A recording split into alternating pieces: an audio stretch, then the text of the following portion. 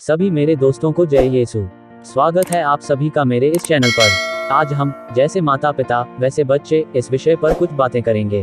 तो चलिए शुरू करते हैं। अब्राहम और सारा से इसहाक का जन्म हुआ, तो अब्राहम और हागर से इस्माइल का। इसहाक और इस्माइल अब्राहम के बेटे थे। इस्माइल ने पहले जन्म लिया। अब्राहम की पत्नी सारा इस्माइल को पसंद नहीं कर सकी, क्योंकि उसने उसकी दासी से जन्म लिया था।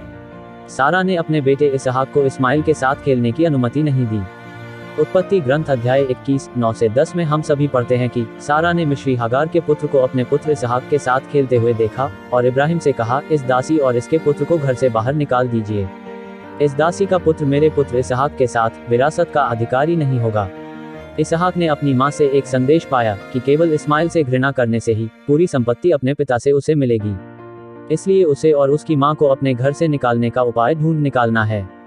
अपनी माता से यह संदेश निरंतर पाकर इसहाक के मन में इस्माइल के प्रति विद्वेष पैदा हुआ और उसके कारण अंत में हागार और इस्माइल को बाहर कर दिया। सारा से प्राप्त घृणा की भावना अगली पीढ़ियों में फैल गई। इसहाक ने रेबेका से शादी की। उसने देखा कि रेबेका की कोख सूखी है, अतः उसने अब्राहम के ईश्वर से प्रार्थना की और रेबेका गर्भवती हो गई। यह सब हम उत्पत्ति ग्रंथ के अध्याय 25 पद संख्या 21 में पढ़ते हैं, तथा हम आगे उत्पत्ति ग्रंथ 25, 22 से 23 में ही पढ़ते हैं। जब उसके बच्चे उसके गर्भ में आपस में लड़ने लगे, तो उसने ईश्वर से प्रार्थना की। गर्भ में बच्चे एक दूसरे को धक्का देते थे, इसलिए उसने कहा, मेरे साथ ऐसा क्यों हो रहा है? इसलिए वह प्रभु से पूछने गई। प्रभु ने उसे उत्तर दिया, तुम्हारे गर्भ में 2 प्रजातियां हैं। तुमसे 2 राष्ट्र उत्पन्न होंगे और वे अलग अलग हो जाएंगे। एक अपने भाई से शक्तिशाली होगा और बड़ा छोटे के अधीन हो जाएगा। इस प्रकार हम देखते हैं कि इसहाक ने अपने भाई के प्रति जो विद्वेष मन में रखा था, उसे अपने बच्चों को दे दिया। उन्होंने अपनी माता रेबेका के गर्भ में ही लड़ना शुरू किया।